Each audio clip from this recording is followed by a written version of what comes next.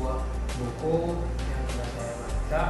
Nah, video ini untuk melengkapi tugas dari kakak ini saya, yaitu tentang critical thinking. Nah, pada video kali ini buku yang saya baca itu ada dua, yaitu yang pertama Strategi Belajar Mengajar yang ditulis oleh Dr. Agus Saiful Bahri Jamara MAG dan Dr. Agus Asmanjaya. Buku yang kedua itu berjudul Menggagas Pendidikan Bermakna Integrasi Life Skill KBK KTL MBS. Nah, buku ini dikarang oleh Muklas Samin. Nah, jadi di video kali ini saya akan mencoba memperkenalkan pertama kali bukunya. Nah, untuk buku ini pribadi menurut saya tidak ada yang terlalu wah, tidak ada yang terlalu lebih, karena dari segi covernya biasa-biasa saja, produksi covernya juga biasa-biasa saja. Nah, untuk di segi penulisannya di dalam sama seperti yang saya katakan tadi, tidak ada yang terlalu wah, karena ketika saya buka buku ini di segi kalimatnya itu ya berubah seperti fotokopian. Nah, kadang membaca ini terlalu lama membuat mata kita kadang kurang nyaman, tapi tergantung kepada orangnya juga. Nah, kita akan mencoba mengeksplor buku ini.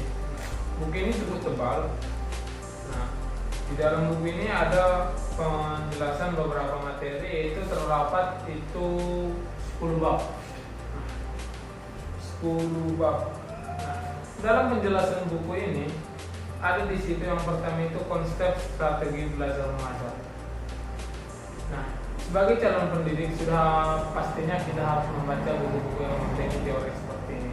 Kenapa? Sudah semestinya, karena pada dasarnya kita adalah calon-calon pendidik. Nah, sebagai calon pendidik, di bab pertama itu kita diajarkan konsep strategi belajar mengajar, konsep-konsep yang harus kita miliki untuk mengajar nanti di saat kita sudah menjadi guru. Di bab pertama itu ada dijelaskan tentang pengertian strategi. Apa sebenarnya strategi pembelajaran mengajar? Itu yang pertama. Yang kedua itu ada klasifikasi strategi belajar.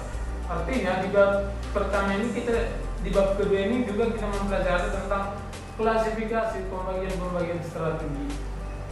Pembagian strategi sehingga kita bisa lebih memahami itu. Bisa lebih memahami tentang strategi belajar. Yang ketiga itu ada implementasi belajar mengajar, implementasi mempraktekkan. Di buku ini dijelaskan tentang bagaimana cara kita mengimplementasikan belajar mengajar itu di tengah-tengah mahasiswa, di tengah-tengah para siswa ketika kita sudah menjadi guru. Di bab pertama itu dirangkum dasar dari strategi belajar mengajar. Sebagai calon guru kita harus menguasainya. Nah, di bab yang kedua, hakikat, ciri dan komponen belajar mengajar. Nah, ini juga sudah semakin mendalam.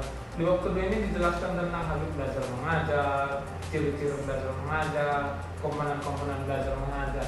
Artinya hakikat, ciri-ciri, komponen ini salah satu yang perlu kita pahami, karena pada dasarnya ini juga menyangkut bagaimana prospek kerja kita sebagai calon guru.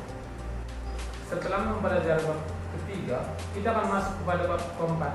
Di bab keempat ini menurut saya sudah cukup lebih mendalam. Kenapa saya katakan lebih mendalam? Karena di bab 4 ini kita belajar berbagai pendekatan dalam belajar mengajar. Artinya, bagaimana cara kita mendekatkan dengan para siswa itu? Ini yang sering kita hadapi sebagai calon pengajar nanti. Kenapa para siswa itu sering tidak memahami kita? Harusnya kita calon-calon guru yang harus lebih memahami mereka. Nah, di buku ini kita akan mempelajari tersebut. Yang pertama itu pendekatan individual, bagaimana pendekatan individu kita kepada para siswa. Ini salah satu prospek penting kita sebagai calon guru, dan di buku ini itu dijelaskan. Yang kedua, pendekatan kelompok. Ketiga, pendekatan bervariasi. Keempat, pendekatan edukatif. Yang kelima itu ada pendekatan keagamaan. Yang ketujuh itu, yang keenam itu ada pendekatan kebermaknaan. Artinya pendekatan-pendekatan ini sangat penting kita pahami. Di buku ini kita memahami itu, dan di buku ini dijelaskan itu. Nah, itu menurut saya beberapa nilai plus dari buku ini. Nah, setelah kita belajar bab keempat, kita akan masuk ke bab kelima. Yang bab kelima itu menjelaskan bagaimana kedudukan kedudukan pemilihan dan penentuan metode dalam pembelajaran. Bagaimana cara kita memilih metode? Bagaimana cara kita memilih kedudukan, penentuan metode-metode yang harus kita pakai di dalam pembelajaran? Ini sangat penting. Dan sangat penting karena kita sebagai calon pengajar. Di buku ini juga dijelaskan dalam beberapa aspek. Yang pertama itu kedudukan metode dan belajar mengajar, kedudukan metodenya. Yang kedua itu pemilihan dan penentuan metode. Artinya kita harus dapat memilih dan menentukan metode mana yang perlu kita terapkan kepada siswa. Yang ketiga itu ada macam-macam metode belajar. Di sini dijelaskan berbagai macam metode belajar. Itu sangat penting ya, sangat penting. Nah, yang keempat itu ada praktik penggunaan metode belajar.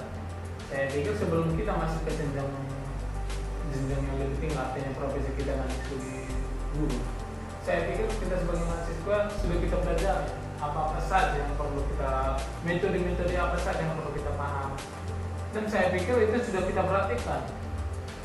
Nah, itu yang dijelaskan di bab 5. Setelah bab 5 kita akan masuk ke bab 6. Nah, di bab 6 ini ada nanti dijelaskan keberhasilan belajar mengajar. Keberhasilan berarti bagaimana prospek keberhasilan kita, sejauh mana kita berhasil. Di bab 6 itu dijelaskan. Yang pertama itu apa sih keberhasilan? Secara dasar keberhasilan kita sukses, kita berhasil, kita bisa. Nah, artinya kalau kita tidak di sini dijelaskan sejauh mana sih prospek keberhasilan itu. Nah, yang kedua itu indikator keberhasilan. Apa indikator keberhasilan kita dalam belajar mengajar? Itu saya pikir di silabus ada. Prospek yang kita harus miliki. Tata cara mengajar para siswa yang harus kita paham. Nah, itu sangat penting. Yang ketiga itu ada penilaian keberhasilan. Di sini yang namanya nilai, ada angka, ada misalnya huruf. A berarti bagus, 10 berarti bagus. Nah, penilaian bagaimana sih kita mengajar? Di buku ini dijelaskan nilai-nilainya itu bagaimana. Yang selanjutnya itu ada tingkat keberhasilan. Selanjutnya program perbaikan. Yang di program perbaikan ini sering kita sebut dengan evaluasi. Namanya juga perbaikan, berarti memperbaiki apa yang kurang. Itu dia. Yang terakhir itu faktor-faktor yang mempengaruhi keberhasilan. Itu dijelaskan semuanya di bab. Nah, itu dia. Selanjutnya setelah kita belajar bab 6, kita akan masuk ke bab 7. Bab 7 ini menjelaskan penggunaan media sumber belajar dalam proses belajar mengajar. Apa sih media? Saya pikir selama kita menjadi mahasiswa kita sudah memahami apa yang dimaksud dengan media. Media itu adalah alat bantu. Nah, alat bantu gunanya apa? Ia membantu. Bagaimana agar para siswa itu lebih mudah memahami? Itu yang perlu kita juga pahami sebagai calon guru. Di buku ini dijelaskan yaitu penggunaannya itu pengertian media. Di buku ini ada dijelaskan apa itu pengertian media. Media itu adalah sarana bantu. Nah, setelah itu masuk ke yang kedua, media sebagai alat bantu. Di sini dikatakan media sebagai alat bantu. Media alat bantu. Berarti alat bantu tujuannya membantu kita sebagai guru nanti. Yang ketiga itu media sebagai sumber belajar. Artinya medianya biar bisa kita contohkan seperti buku. Itu alat belajar, papan tulis, alat tulis. Nah, itu termasuk media. Nah, di sini dijelaskan apa sih macam-macam media. Di buku ini akan dijelaskan di papan macam-macam media yang harus kita pahami dan harus kita miliki. Nah, di sini juga dijelaskan prinsip-prinsip pemilihan penggunaan media. Artinya, ketika kita belajar olahraga, kita tidak akan membutuhkan fokus. Yang perlu kita miliki alat-alat olahraga. Ketika kita memaparkan materi, kita membutuhkan media yang namanya fokus, atau media yang menjelaskan PowerPoint, media-media lain yang dapat menjelaskan agar para siswa lebih memahami. Itu dijelaskan di buku. Yang selanjutnya itu ada dasar pertimbangan pemilihan. Kita harus mempunyai dasar pertimbangan. Kita harus mempertimbangkan apa-apa saja media yang harus kita terapkan di dalam mata pelajaran ini, mata pelajaran ini, mata pelajaran ini. Pengetahuan dan pemanfaatan media sumber. Artinya kita harus bisa memanfaatkan dan mengembangkan media-media